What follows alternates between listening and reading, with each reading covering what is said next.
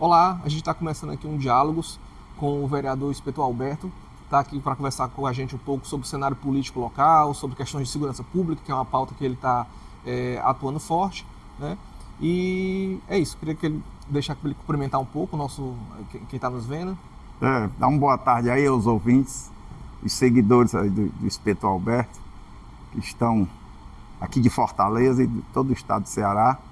A gente tem esse bate-papo aqui, Jornal Opinião, recebi o convite, estou aqui à disposição e pode arrochar a pergunta aí, o que você perguntar a gente responde aqui. Vereador, a gente estava conversando aqui um pouquinho antes, nos bastidores, sobre a questão das eleições, né, que estão chegando aí e tudo, né? O PL chegou na Câmara Municipal com um número de vereadores, perdeu um pouco alguns desses vereadores, dessa troca de partido que a gente sabe que sempre tem, sobretudo na véspera de eleições, né? Como é que o PL está chegando nessa eleição do fim do ano, nessa disputa para o vereador, né? Assim, qual a perspectiva que vocês têm? Quantos candidatos, quantos nomes vocês querem emplacar, vocês projetam emplacar na Câmara Municipal de Fortaleza? Nós estamos fazendo várias situações, né, números, né, com filiados, com pré-candidatos que já foram, a gente já tem uma média boa, foi feita a chapa completa, né, acho que são 44 vereadores, 30% de mulheres, e a média de a gente fazer é de 5 a 6 vereadores, tranquilamente, com voto de legenda, tanto do prefeito, que é o nosso pré-candidato André Fernandes, né, do PL, e seguindo em frente e vamos para a luta, usando as redes sociais, sem mentira, sem corrupção, sem compra de voto, eleger o máximo de vereadores que puder e também o nosso pré-candidato André Fernandes. Bacana. Vereador, tem uma questão que é interessante que a gente tem nesse movimento político, que é assim, o PL na Câmara Municipal, ele muitas vezes tem votado com o prefeito Sarto, né? Mas nas eleições não deve ir com o Sarto, porque tem um pré-candidato, que é o André Fernandes, não parece um candidato que queira renunciar o seu nome em prol de outros, né? Então deve realmente lançar ali a sua candidatura. Como é que fica essa relação com a prefeitura nesse ano eleitoral, já que em outubro vai estar mais ou menos cada um para um lado, né? É assim, porque no início, a maioria desses vereadores que estavam no PL, na verdade, eles vieram do PROS. A campanha na época foi feita com o PROS se dissolveu e eles vieram para o PL. Agora tinha duas vereadoras que eram do PL, mas foram eleitas, né, na situação, na base do prefeito Sarto. Nessa situação nós ficamos com 6. Com o decorrer do tempo, teve a campanha estadual, e na campanha estadual o vereador Reginaldo teve que assumir a Assembleia Legislativa e o vereador Pedro Matos assumiu no PL o cargo de vereador. Mas que, na verdade, tem os outros que eram da base do Sarto. Lá, dos 6, 4 já eram da base do Sarto, porque é notório de saber que nós chegamos no PL. E quando nós chegamos no PL, já tinha. Por exemplo, já tinham 2 vereadoras que eram da base do Sarto. Tinha a Francisca e a Ana do Aracapé. Aí hoje tinha Francisca, Ana do Aracapé, Pedro Matos e Bruno Mesquita fazem base do Sarto. E ficou na oposição, que nós sempre fomos oposição ao Sarto, ficou eu e a vereadora Priscila Costa. E quando é agora, quando abriu a janela, o vereador Julierme também se filiou ao PL. O inspetor, o PL ele tem uma característica que é marcante dele, pelo menos nessa fase do partido que, enfim, que tem uma influência forte do Bolsonaro, de que é tentar ter uma coerência mesmo partidária. A gente sabe que os partidos no Brasil nem sempre têm uma coerência, né? Às vezes ali cabe meio que um saco cabe de todo mundo, né? Assim, quem está os defensores do ex-presidente Jair Bolsonaro tem muito essa questão de tentar ter um fechamento forte, ideológico, uma coerência, de não ter muito, de realmente todo mundo num caminho só. Como é que é lidar nessa coisa do partido que assim, você está na oposição, mas tem seu colega de legenda que está na base, por exemplo, e aí é uma discussão mesmo que de projeto para a cidade, né? Afinal, vocês querem a continuidade do Sarto ou querem apresentar um outro projeto para a cidade? Na verdade, essas questões de partido, que o próprio vereador, o político, tem uma tendência de apoio a outro candidato, isso sempre é resolvido na nacional. Por exemplo, um dos casos foi do Yuri do Paredão. O Paredão foi eleito pelo PL, aí começou a aparecer com o pessoal da esquerda, o pessoal do PT, aí foi tirado do partido, logicamente. Agora, no caso desses 4, não. Como eles já eram da base do Sarto, o que foi? Quando abriu a janela, eles só fizeram mudar de partido. Alguns para o PDT e outros para o PSD, que é um partido aliado ao... É o PDT, eu acho que tem um partido aí que é aliado do Sarto, que eles foram para lá também. Entendi. O senhor é pré-candidato a vereador dessa... Sou pré-candidato. Por sinal, meu caro, é a primeira matéria que eu faço sobre a minha pré-campanha, anunciando, né, a minha reeleição e que eu sou pré-candidato. O número 1 de André Fernandes aqui, viu? Aqui o André Fernandes é o número 1 de Bolsonaro e o Espeto Alberto é o número 1 de André Fernandes. O 01. É o 01. O senhor vai para essa eleição, depois de ter passado por uma gestão na Câmara Municipal, né? O que é que muda nesse candidato? O que é que deu para fazer, o que é que não deu para fazer, o que é que se pretende fazer numa futura gestão, no caso de uma reeleição? O que deu para fazer mesmo estando na oposição. Situações que são relacionadas diretamente ao povo e que na Câmara Municipal a gente trata com os pares e a presidência da Câmara, né? Dá um grande abraço aqui no presidente da Câmara, Gardel Rolim, que é um cara... Eu não joguei meu voto fora quando eu votei para ele ser o presidente da Câmara. É um cara que corresponde, né, com os anseios dos vereadores e da população de Fortaleza. E consegui aprovar várias coisas lá, juntamente com o vereador Julierme, que na época estava no União Brasil.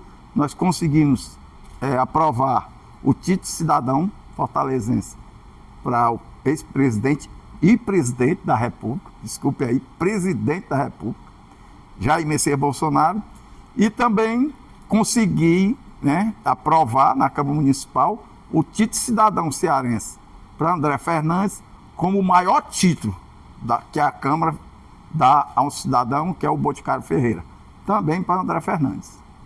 O senhor tem uma pauta muito ligada à segurança pública, né? Assim, como é que você avalia que no momento que nós estamos vivendo? Assim, é uma questão que tem sido muito discutida no âmbito estadual, né? Que é no caso que tem a gestão das polícias, mas e no âmbito do município? Assim, o que é que você acha que dá para fazer dessa parte da segurança? Eu sou um ferrenho defensor da segurança pública. Mais de 34 anos na Polícia Civil, sei bem o que acontece, né, nas entranhas, né, da polícia em relação ao governo do estado. Em relação ao município, eu tenho um desejo que, se Deus quiser, vai acontecer, em pegar as guardas municipais e transformar em polícia. Isso está precisando ser feito, porque por enquanto a Guarda Municipal, sabe, ela faz ronda nas escolas, ela cuida do patrimônio da prefeitura, esses vândalos que andam pichando, quebrando as coisas por aí.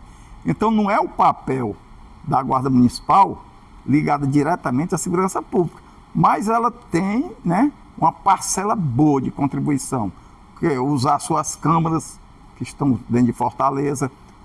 A Guarda Municipal passa com informações para a Polícia Militar ou a Polícia Civil, e assim vai. Mas o futuro, se Deus quiser, vai ser as guardas municipais transformadas em polícias municipais. Porque hoje, você vê como tem um comando aqui em Fortaleza que gerencia a polícia do estado todo.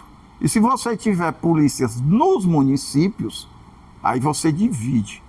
entendeu? Então não sobrecarrega só para aquele comando tudo que é de operações, tudo que é de feito no âmbito da segurança pública, principalmente no município, desse Fortaleza, muito grande. Já pensou? A Guarda Municipal sendo oficializada mesmo na Constituição como polícia. Aí sim, aí é um reforço muito grande para a segurança pública. E em relação à atual situação da segurança pública no estado do Ceará, no Nordeste e no Brasil, zero. Aumentou tudo. Questão de latrocínio, furto, assalto. Você vê que teve 5 chacinas. Corre demais. 4 pessoas, 5 pessoas mortas. Assalto aí no meio da rua, o povo tomando carro, tomando moto, tomando celular, invadindo casa. Eu estava vendo agora, está voltando agora, até os carros fortes estão começando a ser estourados aí no meio das estradas. Está horrível a segurança pública do país e do estado de Ceará também. Eu trabalhei muitos anos, eu sei o que é que o policial militar, principalmente o militar que está na rua, está sofrendo.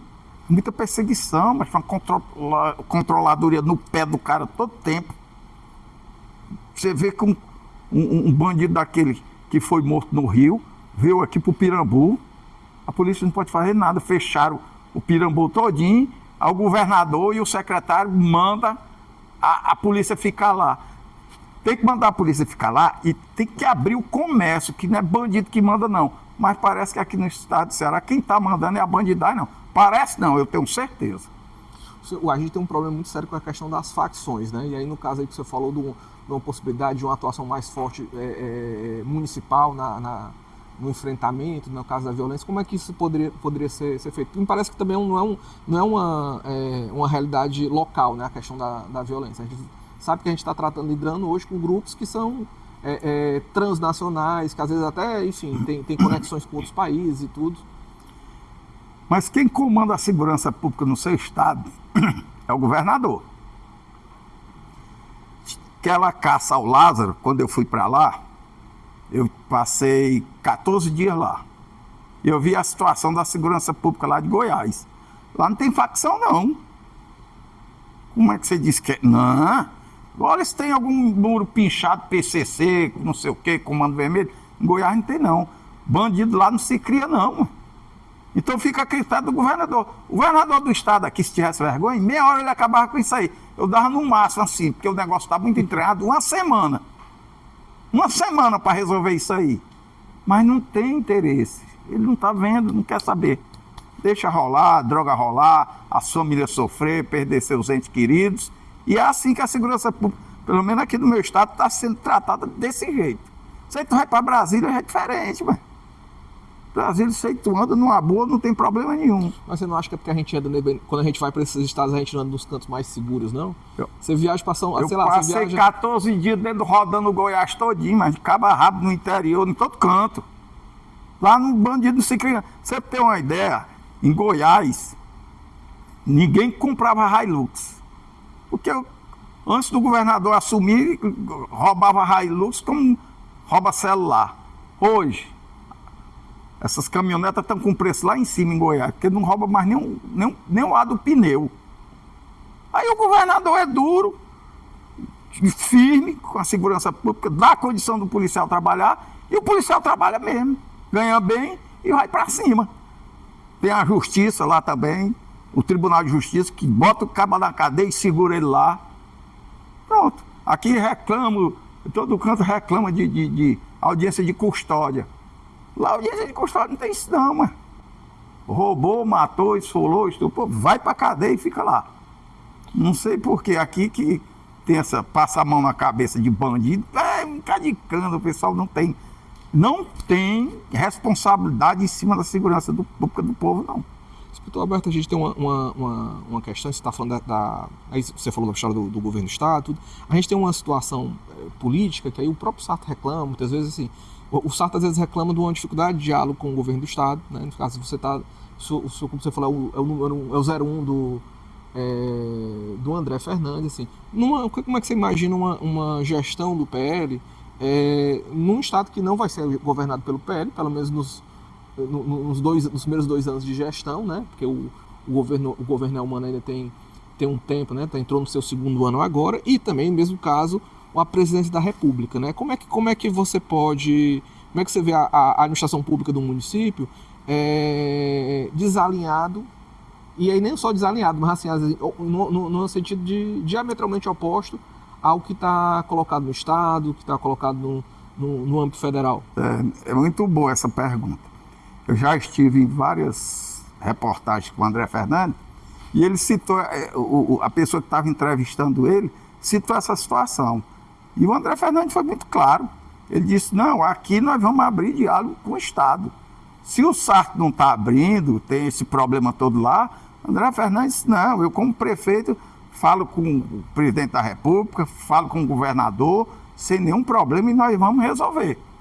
Isso já foi dito, próprio está gravado, já está na rede social, em todo canto, o pronunciamento do nosso futuro prefeito de Fortaleza, André Fernandes.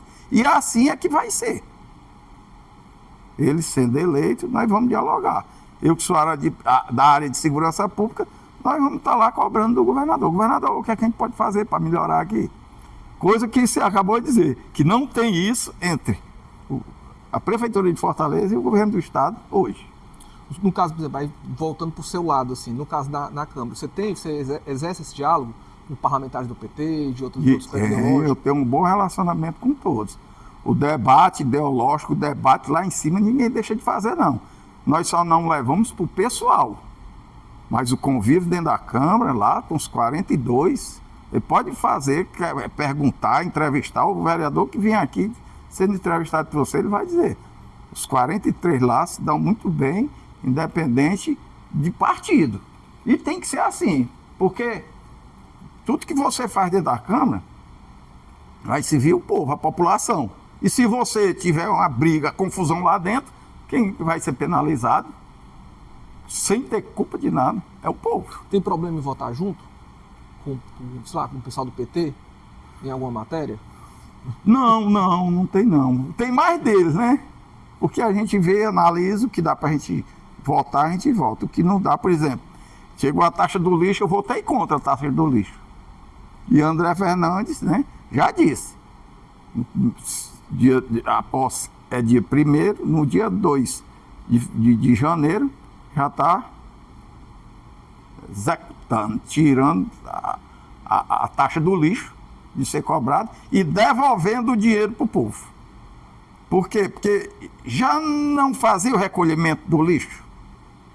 Por que criou-se uma taxa? Ainda se criou dizendo que era obrigado. Não é obrigado, não.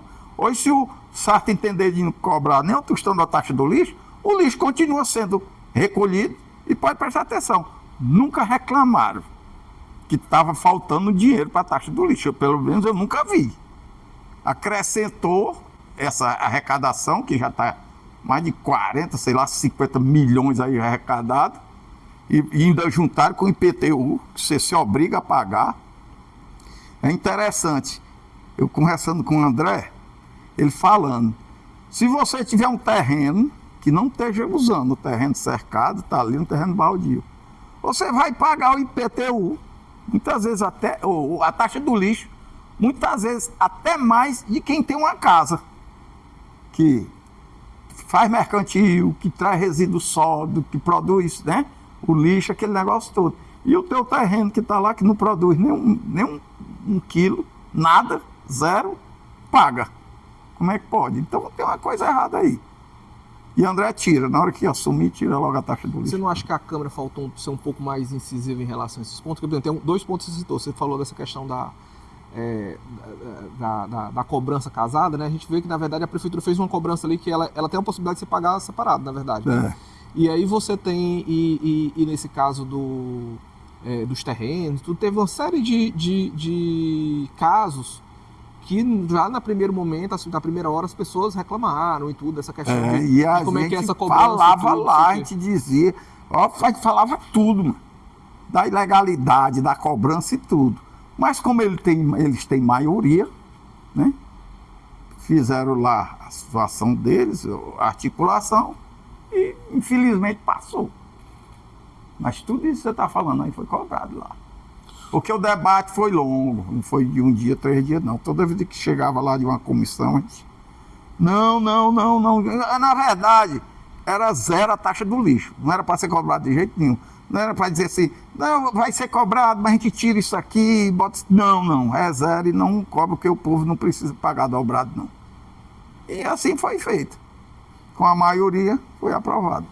Doutor Alberto, eu queria lhe perguntar mais uma coisa, que é em relação à questão das eleições municipais. A gente tem visto uma crítica comum, e aí de todos os espectros ideológicos, as pessoas têm reclamado muitas vezes que nessa discussão que está tendo, né, que está se colocando já, aí claro, isso perpassa também a visão dos candidatos a vereador, em relação aos projetos. Que projeto tem se apresentado, né? Às vezes assim, a gente tem falado muito dos nomes, né? Assim, todo mundo sabe mais ou menos aqui, tá muito movimentado esse universo de pré-candidatos, né? O PT aí deve fechar aí com Evandro Leitão. A gente tem o prefeito Sarto também, que já confirmou que a sua intenção de ser candidato. Tem o André Fernandes com o PL, o senador Eduardo Girão com o Novo, e tem o Capitão Wagner, né? Assim, são os nomes que têm se movimentado mais, né? Assim, mas no sentido de projeto, né? O que diferencial teria, ou o que diferencial tem a proposta do PL? Qual a proposta que o PL tem para Fortaleza para outubro? O PL de início é limpar a máquina. A máquina está inchada. Já vem dos Ferreira Gomes essa situação e está numa situação insuportável. Por isso que fico cobrando taxa, fico mandando para a Câmara Municipal empréstimos. A Fortaleza arrecada muito, né? Não precisa estar fazendo empréstimo, não. De jeito nenhum. Agora, emprego, secretaria. Você tem uma ideia, tinham 6 regionais. Hoje são 12. Eu tomei conhecimento que tem 2 que não funcionam, é só para dar cabide de emprego. E secretaria disso, secretaria daquilo, não dá. Uma das propostas é essa. Limpar a máquina e começar esse dinheiro arrecadado, voltar em serviço para o povo. Porque aqui tem um horror de UPA, eu fiscalizo muito UPA, posto de saúde, tudo parado, sem medicamento, sem médico. Eu tive numa UPA, lá no Janguru Sul. E eu fui fiscalizar e saber realmente da população e dos funcionários que trabalham lá, dos servidores. E que todo mundo reclamava, foi 100%. É da gestão. É a gestão Sarto. Se lá tem uma demanda muito grande, por que não botam médicos? Aumenta o número de médicos, aumenta o número de atendentes, aumenta o número de tudo. E sabe que está acontecendo aquele problema e não resolve. Por quê? Porque o salário, infelizmente, que é para pagar aqueles profissionais para trabalhar ali, está por emprego. Dando emprego para o povo aí. Emprego de todas as formas na prefeitura. Na realidade, a prefeitura está inchada. E das propostas do PL é essa. Limpar, sanear, deixar bem limpinho para poder começar a ver o que é que nós vamos fazer realmente para a população. Quando vocês falam em limpar, vocês estão falando do quê? De reduzir o número de secretarias também? De tirar gente? De todas as formas. Tem que ser o que tem que ser. Nesse excesso de pessoas aí, a gente vê. Não pode. 12 regionais, para quê? Se isso aí já funcionava normal, solucionava o problema. E para que 12? Tem secretaria disso aqui, secretaria que ninguém sabe nem o nome. É muito, mano. Então não sobra dinheiro para cuidar do povo. A verdade é essa. Essa seria uma primeira medida A primeira de muitas, né? Mas você sabe que tudo só trabalha em cima do dinheiro arrecadado do povo. Vai prometer muitos em fundo, fazer isso, deixando a máquina inchada do jeito que está. Aí, isso aí não. Aí o cara vai mentir. Vai dizer, vai dar continuidade. Eu sei que continuidade esse governo está aí, não é não, viu? É um outro, é do sistema Bolsonaro, certo? O que é? Acaba trabalhar ali, receber o saláriozinho dele e ir para casa, o funcionário público. E aqueles que não trabalham, aqueles que não fazem nada mesmo, façam um concurso, vai arranjar outro emprego. O dinheiro que arrecada aqui é para o povo. Você vê que o Bolsonaro deixou 54 bilhões aí de dinheiro aí dentro desse governo federal, e esse governo que entrou já torrou tudo e já está com déficit lá em cima. Aquele sistema de sobrar, né, a contribuição do contribuinte, é o lema do PL, que vai ser, se Deus quiser, com a vitória de André Fernandes aqui dentro de Fortaleza. Tá, okay. Queria agradecer, tá, inspetor Alberto, pela nossa conversa. Obrigado. Né, trazendo aí as novidades aí que o PL tem preparado aí para Fortaleza nesse ano e tudo, e discutindo outros temas como a gente discutiu agora. Obrigado. Tá bom, obrigadão aí, tamo junto.